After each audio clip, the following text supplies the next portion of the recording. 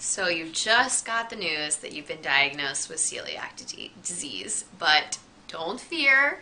I'm going to give you a couple pointers in this video blog to kind of help you along with your transition from G-full to G-free. First of all, know thine enemy, which here would be gluten, which is a protein found in wheat, barley, and rye. Specifically, gliadin is what causes the autoimmune reactions.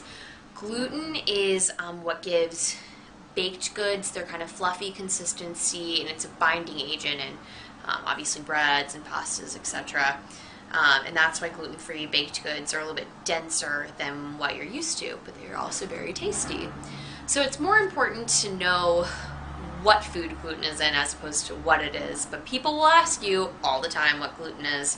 And if I had a nickel for every time I've been asked what gluten is, I would not be here. I would be being fanned by a pool boy in Bora Bora.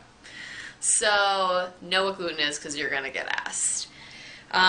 You need to go with your gut. 70% of your immune system is in your gut. And that is why you have been so sick for such a long time. You've been feeling so yuck for so many years because your body has been giving all of its energy to fight off this basically poison you're putting in your body. That's why someone sneezes, next to you and you're sick, or you're so tired, or you've spent the last however many years in the bathroom. Also yuck. Things you're going to need to avoid. I'm going to talk about this first, get it out of the way, because you're about to discover a lot of delicious food you didn't even know existed. So sadly, if you were like me, pre-diagnosis, you're kind of had 3 food groups, and it was, I'd say, Chick-fil-A, pizza, and chocolate were what was kind of my food pyramid, I would say. And now I eat from like an entire pyramid, which I feel much better doing regardless. The main things you need to remember that wheat, barley, and rye are the no-nos. Granted, gluten, I like to call it, is a very sneaky beast and can show up in things like soy sauce and tempeh, which is a protein in veggie burgers. But there are plenty of G-free substitutes for this, so you don't have to start eating undressed sushi. Oh no, you can have your wheat-free soy sauce. Also, most celiacs do have a problem with dairy, sadly.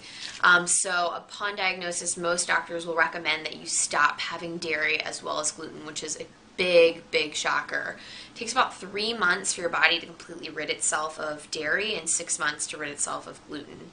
I stopped eating dairy for about 4 months and then kind of slowly started to work different products back in. And I can eat dairy, which is a wonderful, beautiful thing. And I found out I have a problem with the whey protein in dairy, so I avoid that. But lactose and such are fine. Yes. So things you're going to need to try. Start by finding a great gluten-free pasta.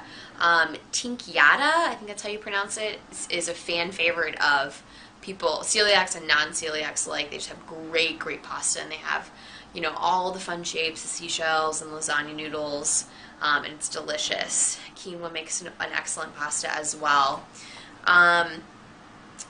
Find a flour substitute you like. There's a lot of flour substitutes you can buy in the grocery store that go cup for cup with your wheat flour in your recipes, or you can totally make your own at home. There are plenty of recipes on the internet to figure that out. Start with basic foods in the beginning. I wouldn't try to go crazy, day one. I kind of ate a lot of grilled chicken and vegetables. I tried to give my very damaged insides a chance to heal with just really pure foods. I also craved a ton of tuna and avocados, like a pregnant woman, and pickles and ice cream. And that's probably all I ate for the first 3 weeks of being diagnosed. So your body will be talking, more like yelling at you what it really needs now that you've gotten the gluten out of your system.